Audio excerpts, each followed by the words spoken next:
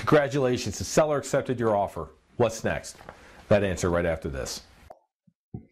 Today's Real Estate FAQ is sponsored by Northern Virginia's best home search site, NovaHomeSearcher.com.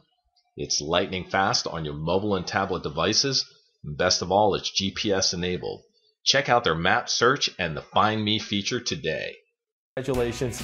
I know it may have been a little bit stressful, but hopefully it's a home that you're in love with. The first thing you're typically going to do is you're going to reach out and actually do your physical application with your loan. At the same time, you're probably going to decide whether you need to lock in your interest rate. So make sure to address that question with your lender quickly, because depending on what's going on with interest rates, you may want to lock in a lower rate before it climbs up into a place you don't want it to be. Next, you're going to complete your inspections, all right, your home inspection, septic, well, anything that you've included in your offer.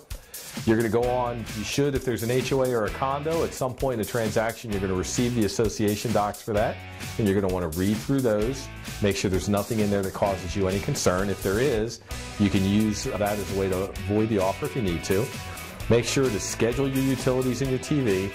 Now, obviously, sometimes utility companies won't let you schedule to turn on until the seller is scheduled to turn off. I typically tell my seller or my buyers a week prior to closing, make sure you've called and made the schedules to all your utility companies.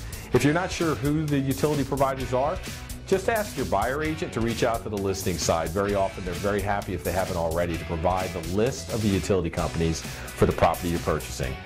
Make sure you schedule your movers or your moving help. Too often I see this as a little bit of an afterthought, so schedule moving and make sure you understand how you're going to get into that new home. Make sure you understand the home isn't yours until after you've signed those papers, but after then, you should be able to move right in. Confirm your closing dates. Sometimes you might change a date. Maybe you agree to a closing date was actually a holiday.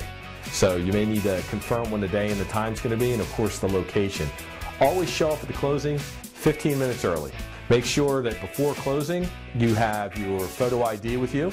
If you're the buyer, you need to make sure that you have cashier funds written to the title company. So if you're supposed to bring $50,000, you need to go to your bank and get a cashier's check for $50,000 written to the title company. If you bring 50 and they only really need 45, they're going to return the $5,000. Make sure you have valid ID again. As a buyer, I would bring a blank checkbook just in case a minor expense pops up that somebody missed. Very often, up to a certain amount of money, the title company will allow for personal check.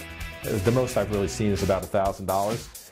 And most important, as a buyer, once your offer is accepted, do absolutely nothing that will affect your credit.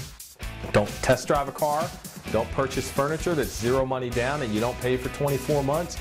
All of it's going to hit your credit as a check. If there's something you need to do that's going to affect your credit in any way, make sure to reach out to your loan officer first.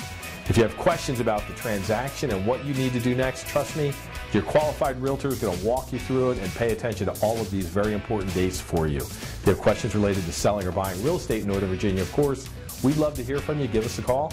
We've got your answers. Wait, before you go, if you like the video, please just click on the like button down below.